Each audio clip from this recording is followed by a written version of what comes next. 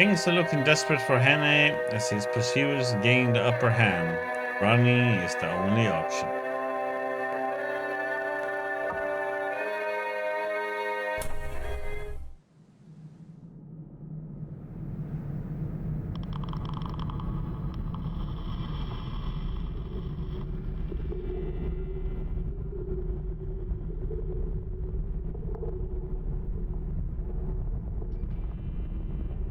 Spent the night on a hillside. It was a cold business, for I had neither coat nor waistcoat. These were in Mr. Turnbull's keeping, as was Scudder's little book, my watch, and worst of all, my pipe and tobacco pouch. Only my money accompanied me in my belt, and about half a pound of ginger biscuits in my trousers pocket. I supped off half those biscuits, and by warming myself deep into the heather got some kind of warmth.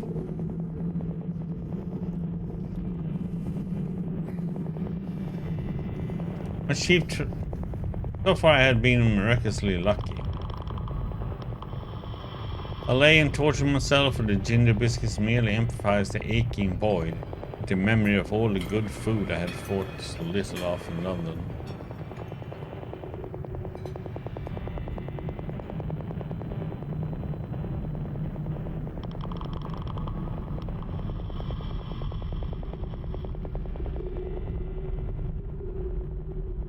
In longing hopelessly for those dainties, I fell asleep.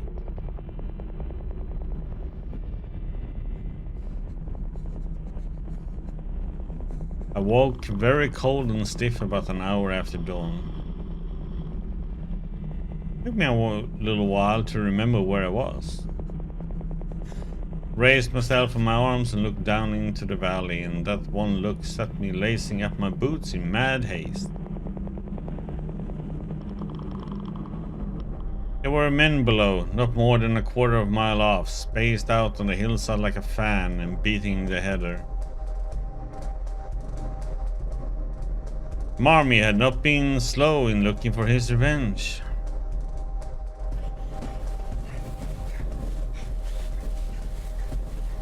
I scrambled to the top of the ridge.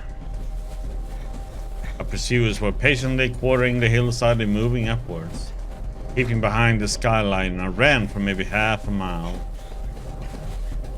Then I showed myself. The line of search had changed its direction. I pretended to retreat over the skyline, but instead went back the way I had come. In 20 minutes I was behind a ridge overlooking my sleeping place. The police had evidently called in local talent to their aid, and the men I could see had the appearance of herds or gamekeepers. Exercise had warmed my blood, and I was beginning to enjoy myself. Okay. I trusted to the strength of my legs, but I was well aware that those behind me would be familiar with the lie of the land, and that my ignorance would be a heavy handicap.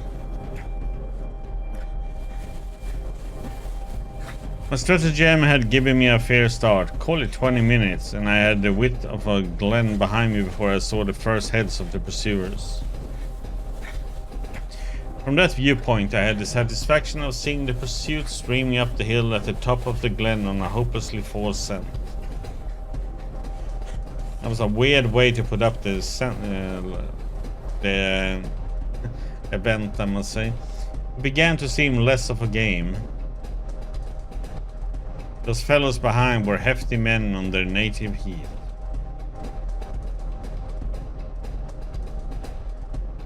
Looking back, I saw the only three were following direct, and I guessed that the others had fetched a circuit to cut me off.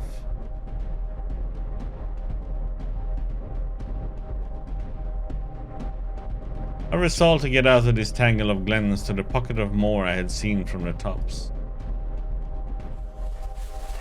I put on a great spurt and got off my ridge and down into the moor before any figures appeared on the skyline behind me.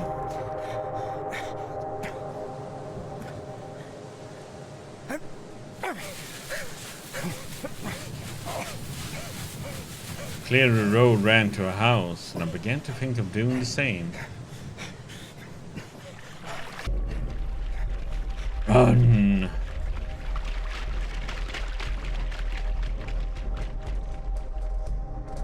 Well, did I draw a line too long?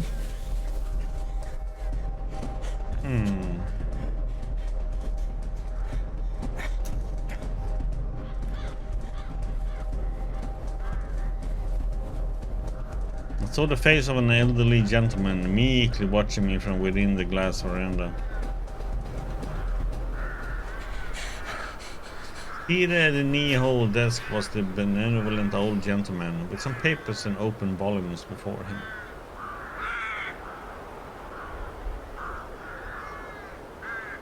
His face was round and shiny, with big glasses stuck on the end of his nose.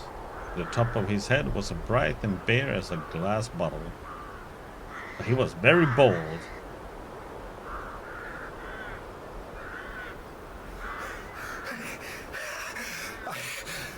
You seem in a hurry, my friend. I nodded towards the window. It gave a prospect across the moor and revealed figures half a mile off straggling through the heather. Ah, I see.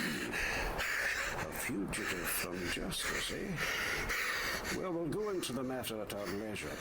Meantime, I object to my privacy being broken in upon by the clumsy rural policeman. Go into my study and you will see 2 doors facing you. Take the one on the left and close it behind you. You will be perfectly safe. Once again, I had found an unexpected sanctuary.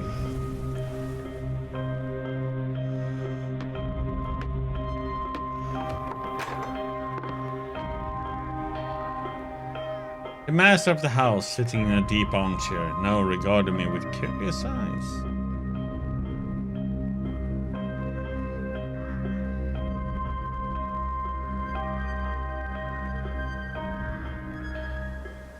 Are they gone? They have gone. I convinced them that you'd crossed the hill. I do not choose that the police should come between me and one whom I am delighted to honor. This is a lucky morning for you, Mr. Richard Hannay.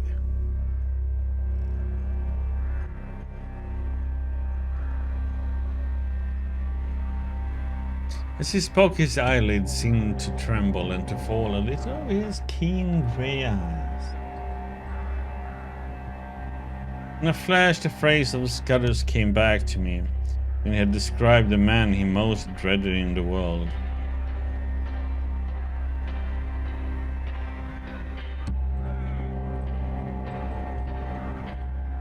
He had said that he could hood his eyes like a hawk. I saw that I had walked straight into the enemy's headquarters.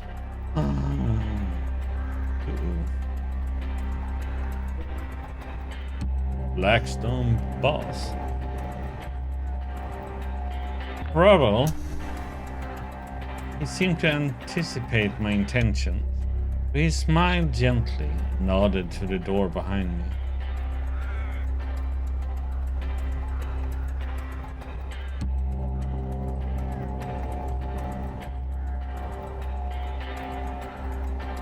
I turned and saw 2 men servants who had me covered with pistols.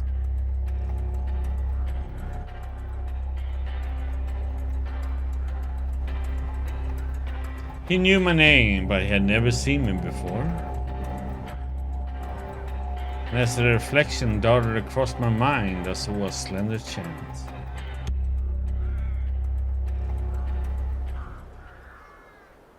I don't know what you mean. And who are you calling Richard Hannay? My name's Ainsley. So, but of course you have others. We won't quarrel about a name. I was pulling myself together now when I reflected that my garb, lacking coat and waistcoat and collar, would at any rate not betray me. I put on my surliest face and shrugged my shoulders. I suppose you're gonna give me up after all, and I call it a damn dirty trick. Oh, God. I wish I'd never seen that cursed motor car. Here's the money and be damned to you. He opened his eyes a little. Oh no, I shall not give you up. My friends and I will have a little private settlement with you. That is all. You know a little too much, Mr. Hannay. You're a clever actor, but not quite clever enough. He spoke with assurance, but I could see the dawning of a doubt in his mind. For God's sake, stop jawing. Everything is against me. I haven't had a bit of luck since I came on shore at Leith. What's the harm in a poor devil with an empty stomach picking up some money he finds in a bust-up motor car? That's all I've done, and for that, I've been chivied for 2 days by those blasted bobbies over those blasted hills. Oh, I tell you, I'm fair sick of it. You know what you like, old boy? Ned Ainsley's got no fight left in him. To see that he doubt was gaining. Will you oblige me with the story of your recent doings? I can't, Governor. I've not had a bite to eat for 2 days. Give me a mouthful of food, and then you'll hear God's truth.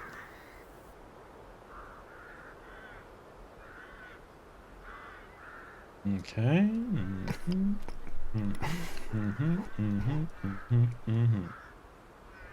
A wolf down like a pig, or rather, like Ned Ainsley, perhaps keeping up my character.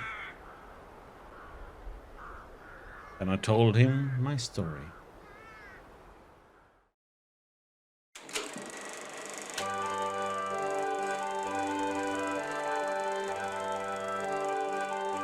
What's truth? One of these little cartoons again. Ned Ainsley was a common Londoner who had arrived at Leith a week ago and was making his way overland to his brother at Wigton.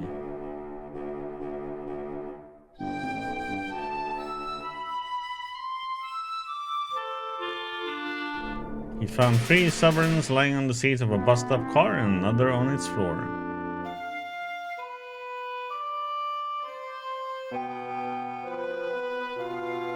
There was nobody there or any sign of an owner, so Ainsley pocketed the cash.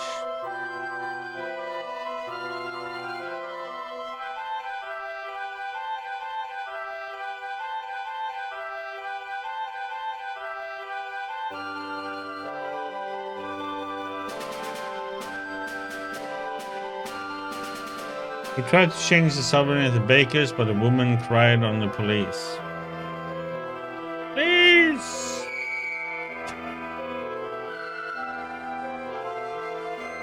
A little later.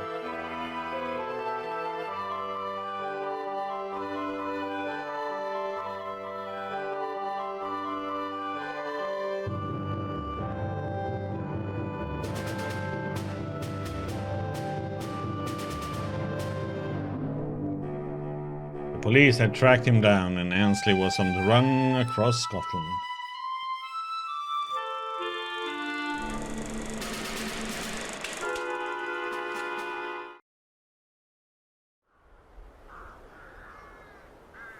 They can have the money back for a fat lot of good it's done me. Those perishers are all down on a poor man. Now, if it had been you, Governor, that had found the quids, nobody would have troubled you. You're a good liar, Hannay. Stop fooling, damn you. I tell you, my name's Ainsley, and I've never heard of anyone called Hannay in my born days. I'd sooner have the police than you with your Hannays and your monkey-faced pistol tricks. No, Governor, I beg pardon. I don't mean that. I'm much obliged to you for the grub, and I'll thank you to let me go now the coast's clear. It was obvious he was badly puzzled. He had never seen me, and my appearance must have altered considerably from my photographs. I do not propose to let you go. If you are what you say you are, you will soon have a chance of clearing yourself. If you are what I believe you are, I do not think you will see the light much longer. Rang a bell and the third servant appeared from the veranda. I want the Lanchester in 5 minutes. There will be 3 to luncheon. You'll know me next time, Governor. Carl, stop. Stecke diesen in den Lagerraum. Und bis ich zurückkomme, bist du mir vor ihm verantwortlich. Put him in a storage room, huh? Was march out to the room with a pistol at each ear.